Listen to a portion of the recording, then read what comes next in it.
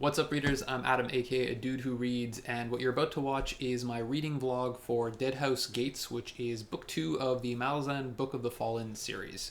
So if you've been following this channel for a little bit, you'll know that I already did a reading vlog for the first book in the Malazan Book of the Fallen series, Gardens of the Moon. And during that reading vlog, I said the reason I was doing this was because I've been putting off reading this series for so long, largely because I was intimidated by it. And I listened to a lot of what people were saying about how difficult it was and how complex it was. And so I put off reading this, quite frankly, enormous series for probably over 10 years. And so I jumped into Gardens of the Moon a couple months ago and said to myself, I'm going to give this series a shot. I'm going to see what it's all about. And it turned out that I absolutely loved Gardens of the Moon. Just that one book in the series was enough to make this jump into my top 10 list of favorite fantasy series of all time, even though that's probably not fair because I'm not even 10% of the way through the series itself. Anyway, carrying on with what I learned in book 1, I'm now going to be diving into book 2 in this specific vlog, and so I'm going to use a little bit of the same format as I used the first time around, which is I'm going to be reading the book, taking my time with it as I go through the book.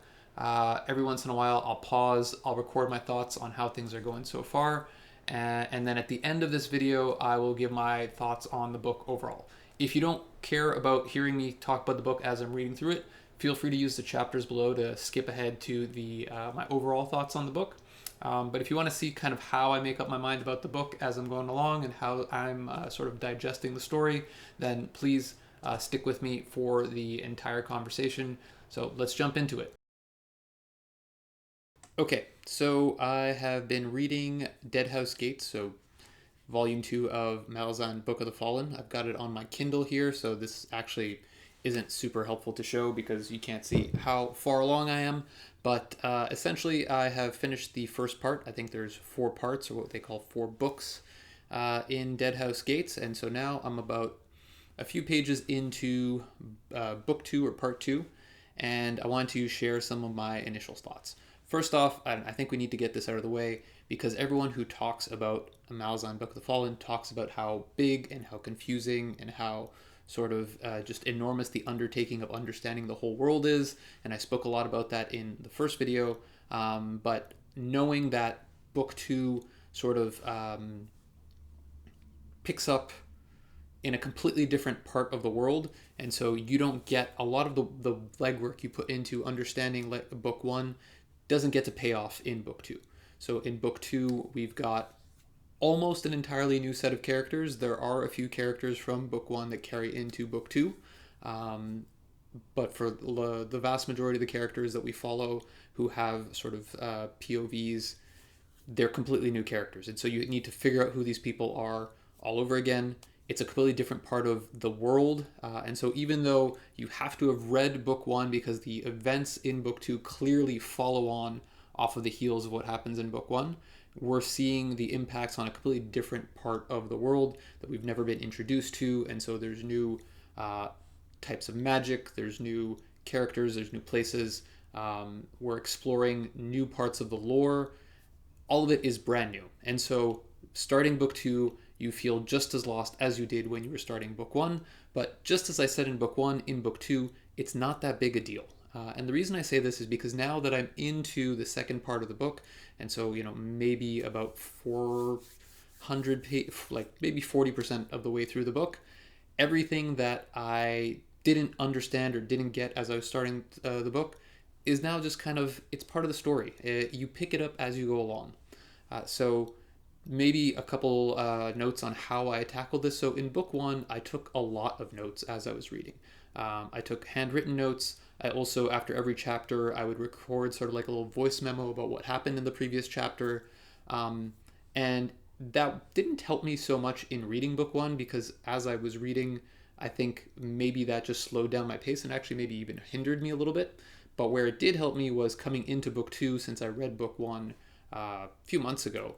Going back and revisiting my notes from book 1 kind of got me into the swing of the universe a little bit more, into the world of Malazan a little bit easier. And so I was able to pick up, I think, a lot more quickly than if I had not done that.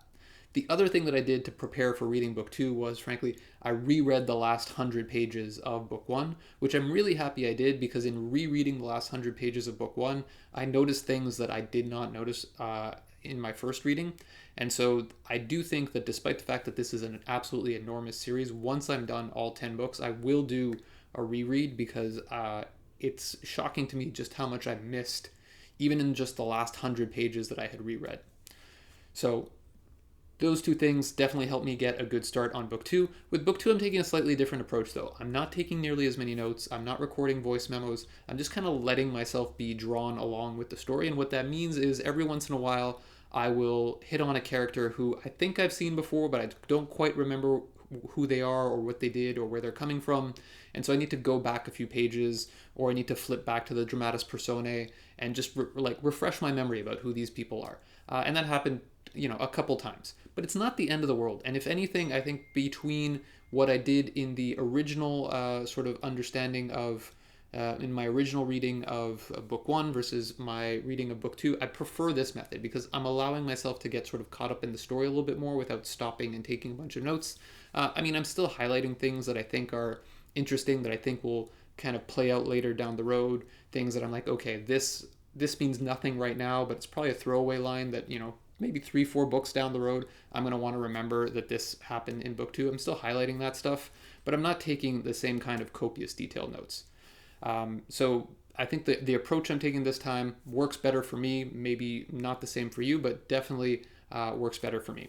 The other thing that I will say about this book in terms of sort of my enjoyment is, still loving Erikson's writing style. Differences between book one and book two. Book one is both darker and lighter than book two is both darker and lighter than book one. And what I mean when I say that is the subject matter covered in book two at some places gets really, really dark. Particularly Felicin, Paran's arc in the first part of book two gets to some places where it's really dark, and it makes you borderline uncomfortable. But I do think it's done in a way that it develops her character, and I don't think it's just gratuitous.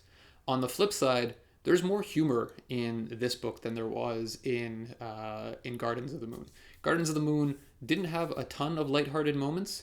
Deadhouse Gates, I'm not going to say this is a funny book by any stretch of the imagination, but there's definitely places where you will kind of smirk or chuckle at the interaction between different characters.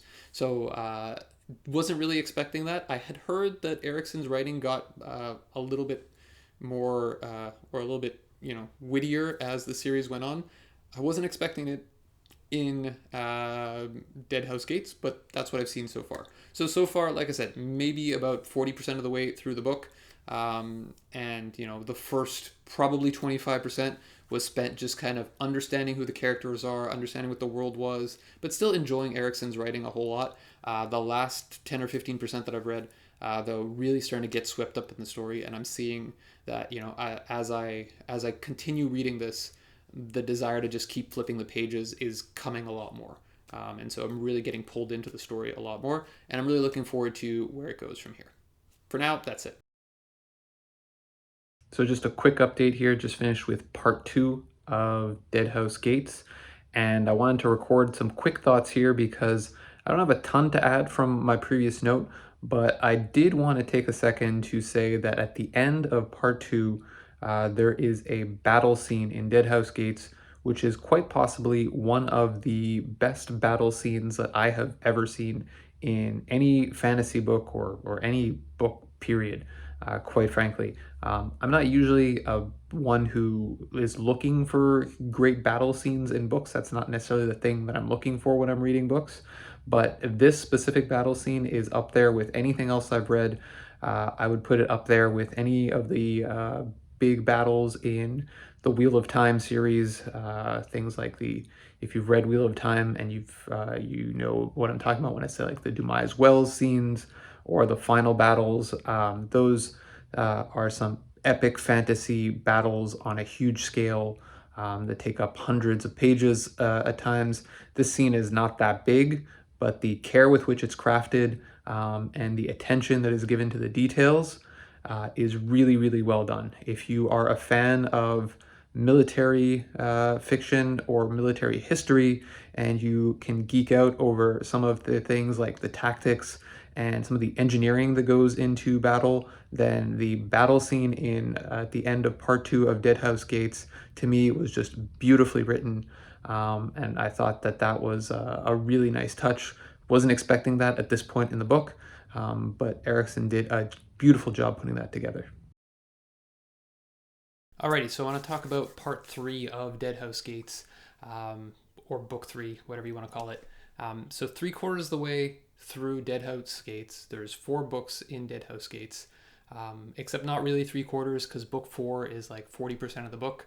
So call it closer to 2/3 of the way through the book. And I wanted to take this opportunity to take a step back and kind of give my thoughts on the book as a whole, because now that I've kind of internalized a bunch of it, I can start to give a sort of a feeling of where I was. Because let's be honest, the first quarter of the book is just trying to figure out what's going on, and after that you can start to sort of enjoy the story. So I want to kind of pull this back to what I said about Gardens of the Moon, so the first book in the Malazan Book of the Fallen series, which was, I absolutely loved that book, but my criticisms of it were that the characters weren't nearly as well developed as in some other of my favorite series, and that was because the story was just so complex. There's so much plot that it was really hard to also find time to really delve into the characters. And so I didn't find myself caring about those characters as much as I care about some of the characters in some of my other favorite fantasy series. In Deadhouse Gates, I really feel like a lot of my criticisms of Gardens of the Moon have been addressed to a large degree. I mean, the characters in Deadhouse Gates, I feel like they're so much more rich and nuanced.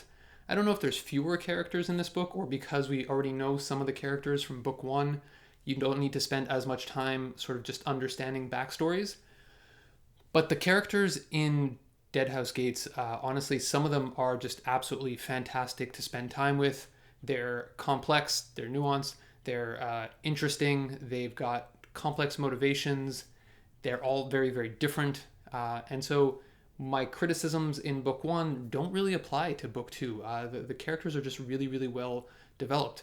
And then layer onto that the fact that in book two, the other thing that I feel like Erikson is doing better than he did in Gardens of the Moon is, so far there have been a lot of, and I'm not saying you need this to have a good fantasy series, but there's a lot of like twists and turns to the plot and revelations of things that I wasn't expecting, that are quite frankly really, really well done. And there's some of those moments that are, make you go like, oh wow, I didn't see that coming. Specifically at the end of part three, there's a twist that honestly, until about 2 pages before it gets revealed, I didn't even think that this twist was a possibility. There's a little hint just before it happens where, if you're paying attention, I think you're supposed to get it at that moment. But prior to that, it never even occurred to me that this could happen. And yet, looking back on the entire story, of course, it was a possibility the entire time. And it wasn't something I had contemplated. And so the world is so complex. The characters are, that their motivations are so intricate, and all of these pieces fit together in so many different ways that even something that when you finally read it and you're like, of course that makes perfect sense, there's no way you could have put that together yourself, because there's just too many different pieces to try and juggle. The whole thing it's just so engrossing. And so far, 3 books out of 4 in Deadhouse Gates. So that's volume 2 in the Malazan Book of the Fallen series.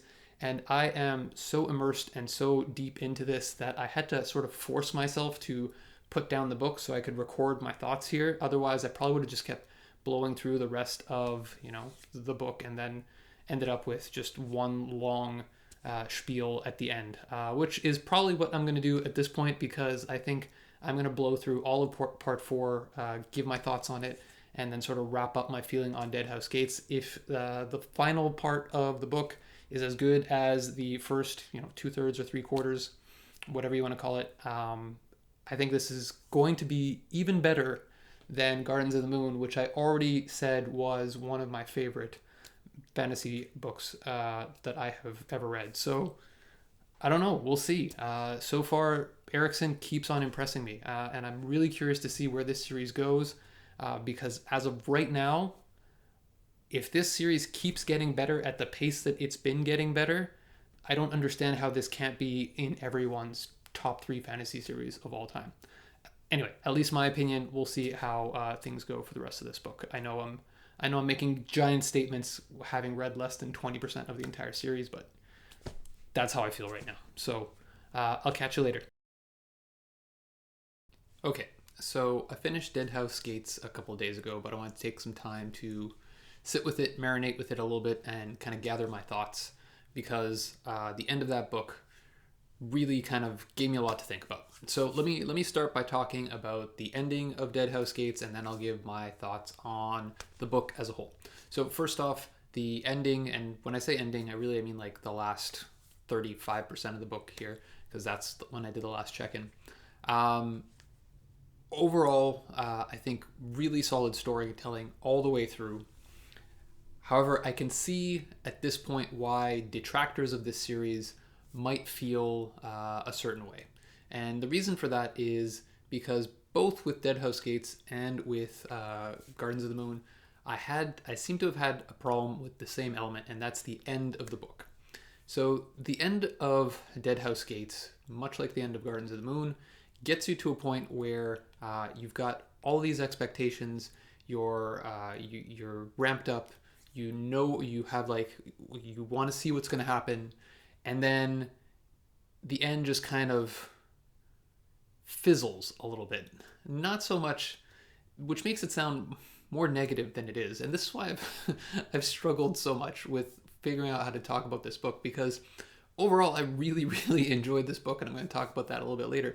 But the ending of Deadhouse Gates left me feeling kind of like, all right, let me kind of try and use an analogy here. It's like, and I apologize if you're watching this and you're not a sports fan, but I think the analogy will still hold. It's like if you're watching the best basketball game ever, that both teams are going back and forth, they're trading buckets or trading stops, and you get down to the very last second, it goes into overtime, you get into overtime, and then you get to the end of the game, and the game is on the line. At the last second, star player gets fouled, goes to the free throw line, and then to win the game, all he has to do is hit a free throw, and then he misses it. So it's like, it's one of those feelings where the game is just so exciting, so interesting, you're at the edge of your seat, and then the end of the game is just such a sort of a letdown. Which doesn't change the fact that the entire game up until that point had been excellent, but the ending just kind of feels like, wah, wah. I apologize for that terrible sound effect. And that's kind of how Deadhouse Gates made me feel a little bit, because I love this story so much, and there's so many good things about it. The pacing is great, the characters are great, the world is awesome, and then you get to the end of the book and you're like, that's it? Like that's how this ends? And I think what's happening here is, more than ever, I'm getting to see that I'm at book 2 out of 10 of Malazan Book of the Fallen, and that's not even the entire Malazan universe. There's tons of other books come before and after Book of the Fallen. And so I think what I'm seeing here is I'm still very much in Act 1 of a much, much larger story. And so I'm not getting the payoffs that I would expect to see after having read, a 1,000-page book or so. And that's kind of really the thing that after reading this book, you end it, and that's what stuck with me. But the part that I'm really struggling with, and the reason it's been so hard for me to record this, is because as much as I've struggled with the ending of the book, and if you've read the book, I'd love to hear from you what your thoughts were on the ending, if you felt the same way, or if you were completely fine with it. Let me know down in the comments below, because I really want to talk to someone about this. But even though I have this struggle with the way the book ends, kind of across all of the different storylines, right? It's not just in one storyline. This book follows a whole bunch of different sets of characters, and each and every single one of them pretty much doesn't. You don't get much of a resolution of their storylines in this book. I mean, arguably you get a resolution for most of them, but those resolutions just don't feel that satisfying, I guess, is what I'm saying. But, and this is where, again, I'm so conflicted, despite that, the book itself is just a really great book. I mean, if you look at all of the issues I had with Gardens of the Moon in terms of, and there weren't that many, in fairness, I did say Gardens of the Moon was one of my favorite fantasy books, and so my issues with them were really about kind of the pacing towards the end of the book, the ending of the book again in Gardens of the Moon, and sort of the character development in that book. Aside from the ending, the pacing and the character development in Deadhouse Gates, to me, was exponentially better than Gardens of the Moon.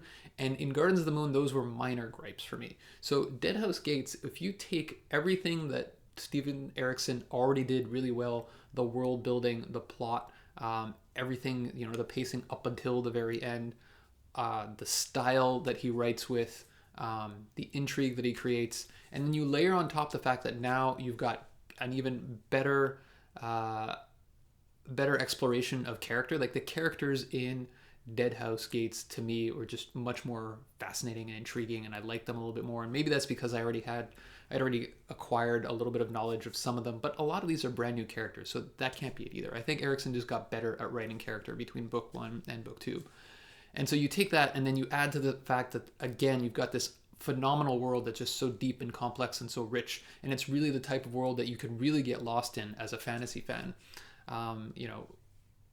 People who read fantasy, a lot of times they treat it as escapism and they want to see these really beautiful, well fleshed out world. And I put Erikson up there with the all-time greats in terms of world building. I think he does a phenomenal job of it, and it just carries through in this book so beautifully. And then add to that the fact that there's moments in this book that are genuinely funny, which I had heard there was moments of that in this series, but in Gardens of the Moon, I didn't see that all that much. Deadhouse Gates, there's some legitimately chuckle-worthy moments, and part of that has to do with some of the characters that are introduced. But overall, this is just a really, really great book, and so this is why I'm again, I'm struggling with this so much, because endings are so important, right? The ending of a book it's the note with which you feel, the note with which you kind of end the book is how you end up feeling about it. And with Deadhouse Gates, I ended on this note of not disappointment, but kind of just like a wanting more. And after I've read 1,000 pages, I don't expect that I'm going to be wanting more. Bringing that back again to the fact that really, I think this is one really, really big story being told in 10 really, really long parts. I don't think it's unusual that I'm feeling that way about this book. And so the way I'm going to leave this is I'm going to say that Deadhouse Gates to me was even better than Gardens of the Moon.